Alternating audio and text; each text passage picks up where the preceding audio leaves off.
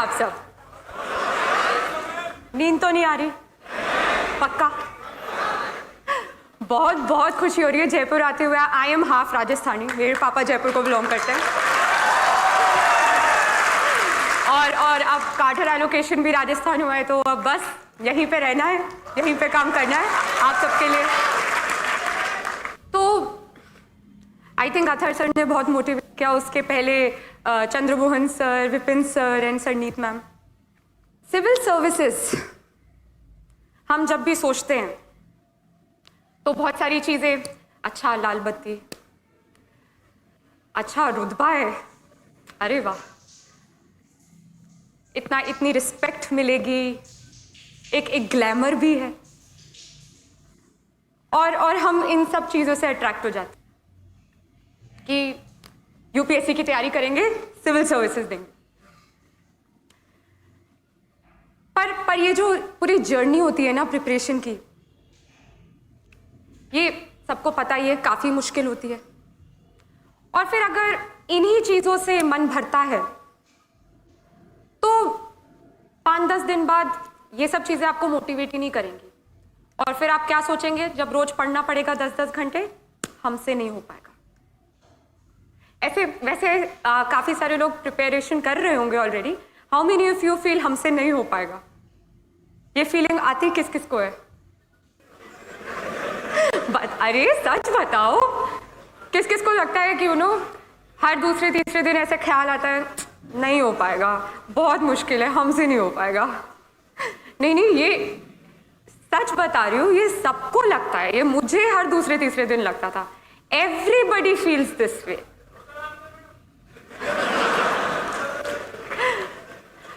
क्योंकि ये एग्जाम इतनी कॉम्पिटिटिव है, इसमें हर फील्ड से स्टूडेंट्स बैठते हैं, इतनी ज़्यादा पढ़ाई करनी पड़ती है।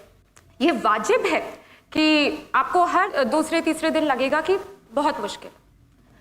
तो हर दिन अपने आप को कैसे मोटिवेट करें, कैसे अपने आप को याद दिलाते रहें कि नहीं, सिविल सर्विसेज करनी है, मुझे आज 9-10 घंटे पढ़ना है, कैसे कैसे अपने आप को पुश करते रहें। वो तभी होगा अगर हम ये जो लाल बत्ती, रुतबा, इन सब से हटकर एक्चुअली जो ग्राउंड रियलिटी है कि सिविल सर्विस क्यों करना है, क्यों सिविल सर्वेंट बनना है, अगर वो एक्चुअली जो वो विजन है, अगर हम उस पर फोकस करें, तो ही हर सुबह आप उठेंगे और फिर से वो रूटीन फॉलो करेंगे 10-10 घंटे पढ़ने वाला।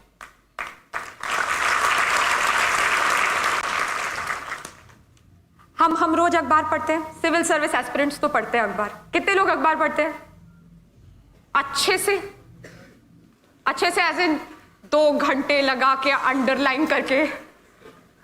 नहीं, और हाथ दिखाओ, ऐसे मत करो।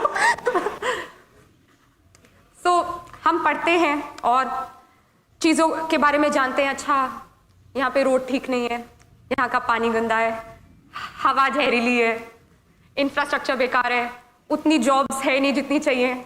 हम बहुत क्रिटिसाइज करते हैं, सरकार ये नहीं कर रही, वो नहीं कर रही।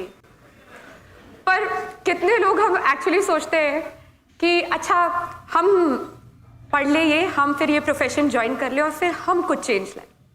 कितने लोग सोचते हैं? अरे वाह, जयपुर तो भाई कमाल है। यहाँ पे पहले से मेरे बोलने की जरूरत ही नहीं है, पहले ही विजन बने हुए। जी। सो अगर आप हर दिन जब अखबार पढ़ते हैं और इन सब मुद्दों पर सोच विचार करते हैं, तो फिर हर दिन आप मोटिवेटेड रहेंगे। अगर आप में वो चाहत है कि जब मैं सिलेक्ट होकर सिविल सर्वेंट बनूं, मैं कुछ बदलाव लाऊं अपने एंड पे, जो मैं क्रिटिसाइज करता रहता हूं, कंप्लेन करता रहता हूं, करती रहती हूं, अगर मैं सिलेक्ट होकर मैं कुछ चेंज ला सकूं, तो आप बिल्कुल सही रास्ते पे चल रहे हैं।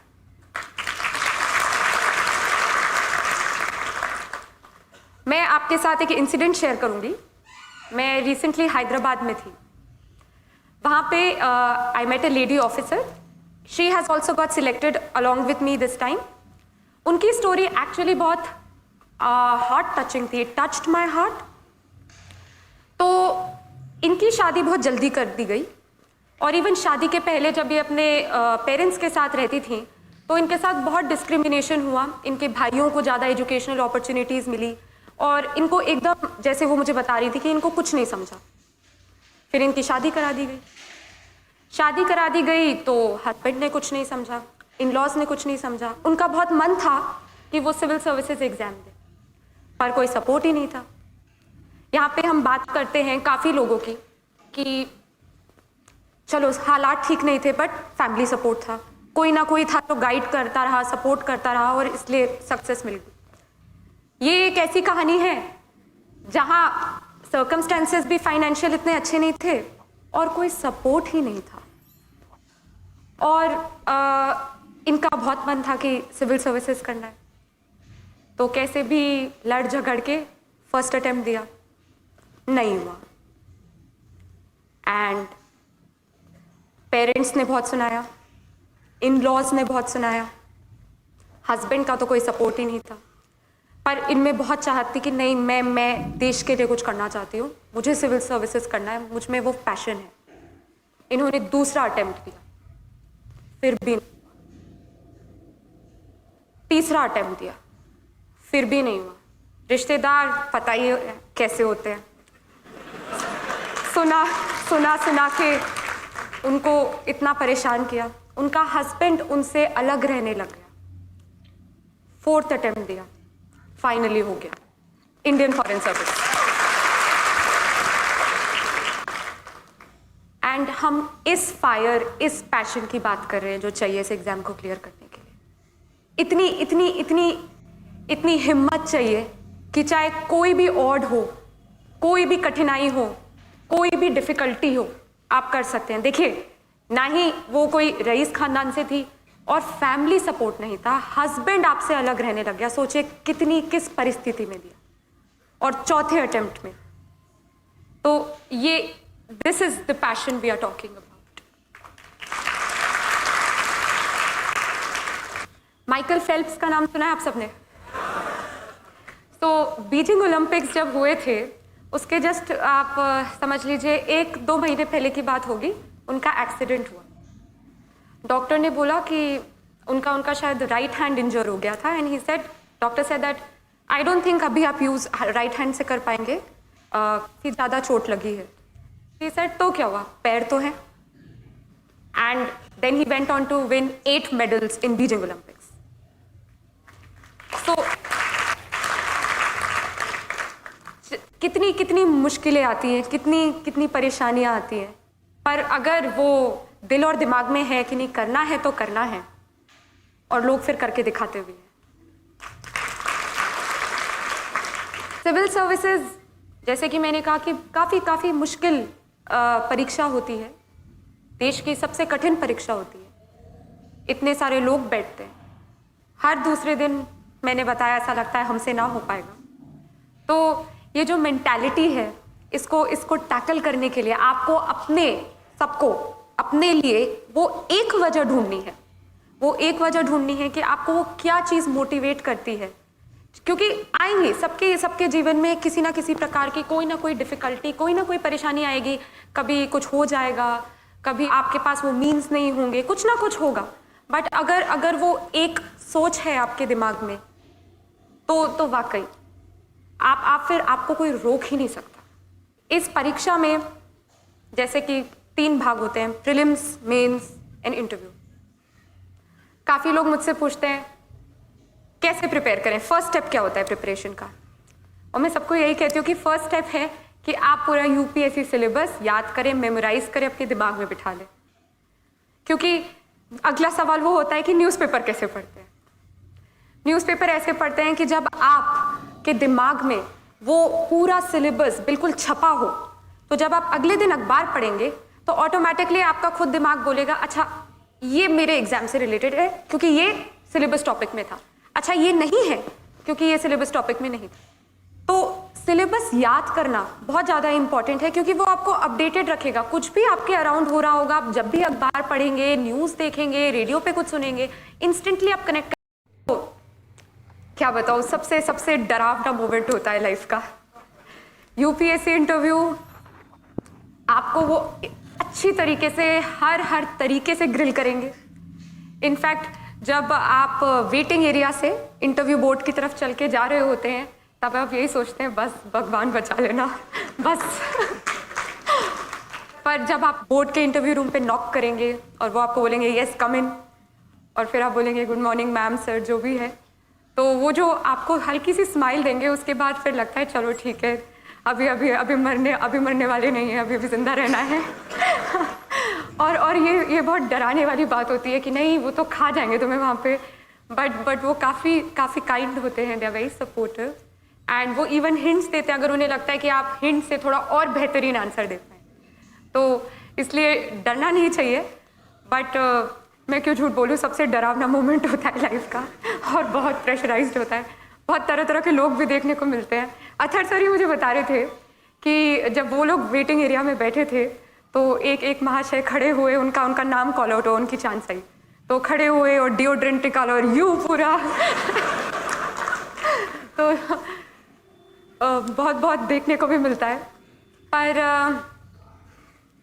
ये जो परीक्षा है ये ना ही आपकी सिर्फ एक नॉलेज बेस बढ़ाएगी, ये आपको पूरी तरह एक नया इंसान भी बना देगी, क्योंकि ये जो मेहनत के 2 साल आप देंगे यूपीएससी की परीक्षा के लिए, ये आपको सिखा देगी कैसे कम सोना है, कैसे हर चीज़ सैक्रिफाइस करनी है, कैसे आप डिसिप्लिन्ड होना है। डिसिप्लिन मतलब हर दिन वो ही स्केड्यूल फॉलो करना, सुबह 8 बजे से लेके रात के 8 बजे तक की पढ़ाई करना। तो ये जो डिसिप्लिन है, कैसे सिंसियर रहना, कैसे फोकस रहना, कैसे दोस्तों को मना करना भी आ जाएगा, लोग बोलेंगे चलो मूवी देखने, नहीं मुझे यूपीएससी की पढ़ाई करनी है। तो ये लाइफ चेंजिंग एक्सपीरियंस होता है और ये आपको बहुत कुछ सिखा देता है।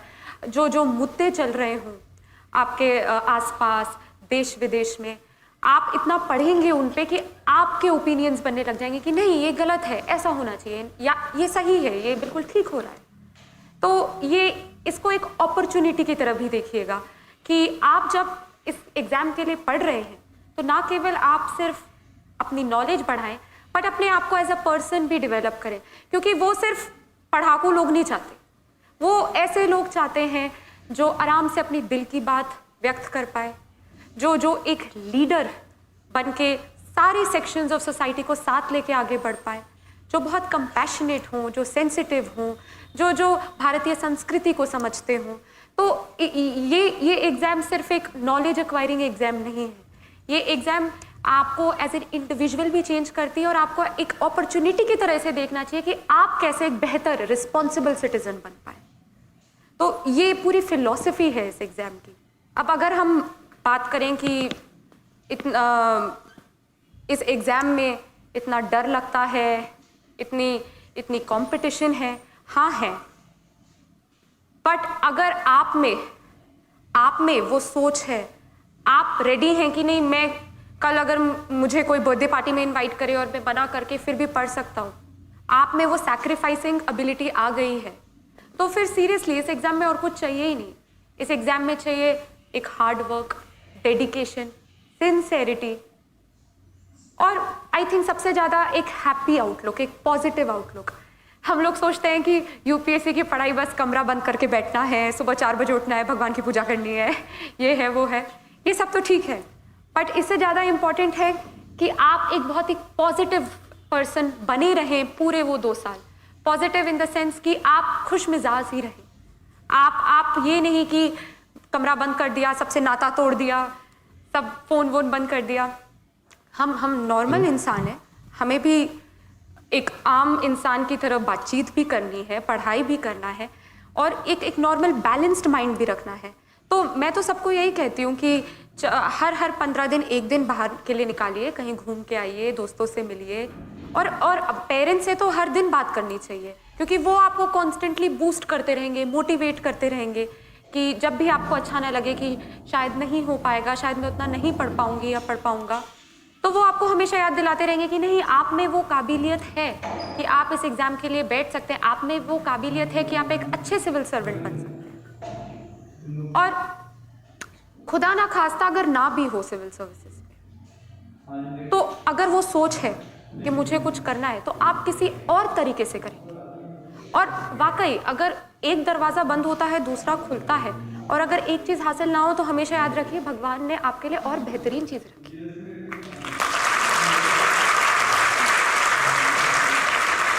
तो यूपीएससी की पढ़ाई ऐसे करें कि जब आपका अगले साल सिलेक्शन हो तो आप बोले इतनी शिद्दत से तुम्हें पाने की कोशिश की, इतनी शिद्दत से तुम्हें पाने की कोशिश की कि हर जर्रे ने तुमसे मिलाने की साजिश की।